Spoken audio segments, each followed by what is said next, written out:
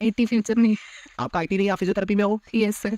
तो अभी जो हालत है आप लोगों की वो कैसी है in terms of using your mobile phone? सच सच बोलना, झूठ मत बोलना। एक दिन में कितने घंटे यूज करते हो अपना mobile phone? Sir job days पे तो 2-3 आवर्स, और वीकेंड्स पे 10 आवर्स आई थिंक। 10 आवर्स। आप नॉट 10 आवर्स, इससे कम ही, क्योंकि मैं पढ़ रही हूँ, तो मैं फ़ोन्स थोड़ा दूर रहती हूँ क्योंकि मैं अभी कोई जॉब नहीं कर रही हूँ और अभी मेरी जुलाई में ही बीकॉम ऑनर्स कंप्लीट हुई है।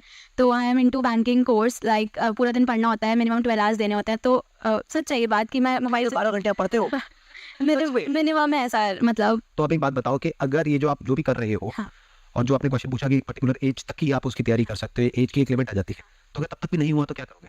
Sir I am no plan B. ठीक है, आप बताइए। सर वीकडेज पे 2 से 3 घंटे और वीकेंड्स पे 5 to 6 आवर्स।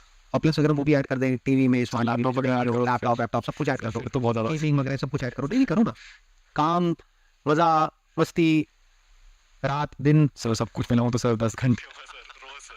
तो जब 10 घंटे मोबाइल पे लैपटॉप पे लगे रहोगे तो फिजियोथेरेपिस्ट तो आपको चाहिए ही। इनका नंबर ले लेना, इनका नंबर रख लो, ये बहुत काम आने वाली है आगे जाकर के। आपको दर्द से चीखोगे ना, दर्द से तड़पोगे, तब एक फिजियोथेरेपिस्ट ही आपको बचा सकती है, नहीं आओ, या बचा सकता है।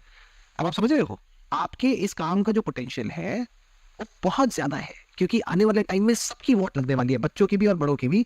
जो लाइफस्टाइल है स्पेशली कोविड के बाद में वो ऐसा हो गया है जो इतना खतरनाक है जिसकी कोई हद नहीं है। अगर कोई समझता है कि हमारी बॉडी किस तरह से काम करती है, आप अच्छे से समझ रहे हो और आप जानते हो, उसके बाद भी आप नहीं बच पा रहे। समझ रहे हो? ये बिल्कुल ऐसा है जैसे कोई डॉक्टर है, वो इलाज कर रहा है एक रिहैब में ऐसे लोगों का जो कि ड्रग एडिक्ट है, लेकिन वो डॉक्टर खुद भी एडिक्ट है क्योंकि वो ड्रग इतनी पावरफुल है।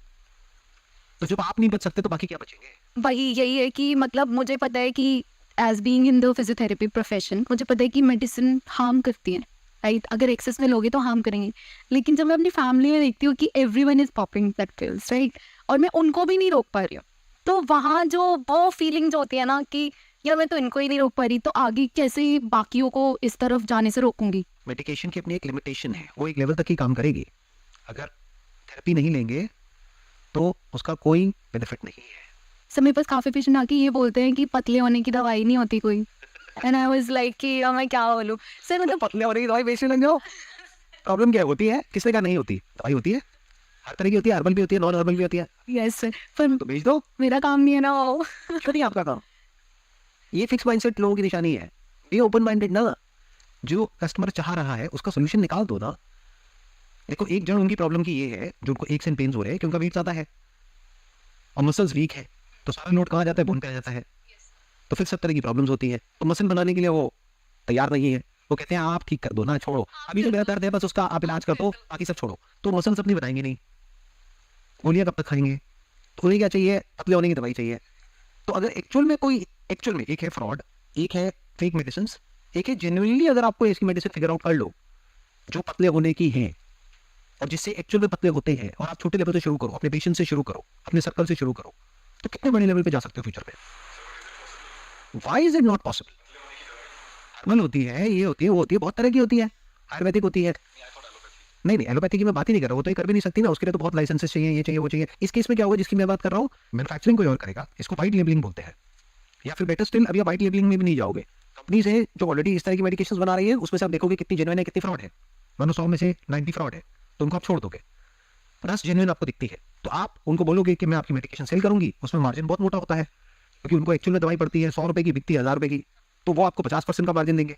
मानो आपको 500 रुपये एक बॉटल पे मिल गया, तो अगर आपने दिन के 2-3 पेशेंट्स को भी अपनी मेडिसिन दी और आप कुछ गलत नहीं कर रहे हो, वो मांग रहे हैं, आप उनको दे रहे हो, और वो प्रॉपर सर्टिफाइड है, आपने प्रॉपर रिसर्च खुद भी करी है, और मे भी कहीं लैब से आपने इंडिपेंडेंटली भी अपना टेस्टिंग करवा ली है, ये तसल्ली करने के लिए कि कहीं मैं किसी के साथ कुछ गलत तो नहीं कर रही, क्योंकि उस ट्रैक पे निकल गए तो वो गंदा ट्रैक है। वो क्या है, मेरे को बेवकूफ़ बनाना है सामने वाले को, मैं उसकी बात नहीं कर रहा, मैं कह रहा हूँ उनकी प्रॉब्लम है, उस प्रॉब्लम का अगर एक्चुअल में आप सोल्यूशन निकाल पाते हो तो इसी को तो समझदारी कहते हैं। दिन की अगर आपने 2 बोतल सुनने में थोड़ा पता लग रहा है, दिन के अगर आपने 2 पैक्स भी किसी को दिए, तो एक पैक में मान लो 500 रुपये का आपको मार्जिन मिल रहा है, तो 2 पैक में कितना हो गया? 1000 रुपये का मार्जिन हो गया। एक महीने का कितना कमा लिया आपने? 30,000। बुरा है क्या?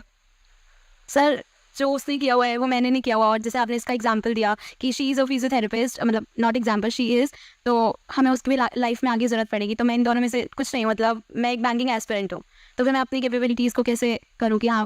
बैंकिंग जैसे अभी फिजियोथेरेपिस्ट है, इनके लिए चेंज का मतलब क्या होगा, ये नहीं कि आज फिजियोथेरेपी, कल ये कहें कि नहीं अब मैं फिजियोथेरेपी नहीं करूंगी, मैंने इनसे बात करी मैं बीटेक करूंगी। हो सकता है किसी के माइंड में कुछ भी आ सकता है, तो मैं उस चेंज की बात नहीं कर रहा हूँ। इनके लिए चेंज का मतलब क्या, रोज अलग अलग तरह के पेशेंट्स, अलग अलग तरह के केसेस, अलग अलग तरह की कहानियां, अलग अलग तरह के प्राणी, वो इनके लिए चेंज का मतलब हो सकता है। और वही ग्रोथ है, रोज अलग अलग तरह की प्रॉब्लम्स और उनके अलग अलग तरह के सॉल्यूशंस। एंड बेस्ट सॉल्यूशन आप कैसे निकालोगे, जब इसको फिगर आउट करोगे तो आपको किक मिलेगी, मिलती है। कुछ ऐसे केसेस आएंगे जहां पर जाकर के आप स्टक हो जाओगे, फिर आप अपने सीनियर से बात करोगे, ऐसे ही होता है। देखो मैं तो ज्योतिष हूँ, मुझे सब पता है क्या होता है क्या नहीं होता है। तो अब आप जाकर के उनसे बात करोगे, फिर आप कुछ एक्सपेरिमेंट करोगे, कुछ काम करेगा कुछ नहीं करेगा, फिर जब कुछ काम कर जाएगा और पेशेंट आकर के कहेगा कि थैंक यू सो मच मेरी प्रॉब्लम ठीक हो गई, इतने साल से थी आपने इतने दिन में ठीक कर दी, तो क्या होता है, बेस्ट फीलिंग। बेस्ट फीलिंग होती है। ग्रोथ का मतलब समझ आ गया। सर बट वो फ्रीडम भी सबके पास नहीं होती ना सर, क्योंकि जो आप कह रहे हो कि ऊपर से काम आता है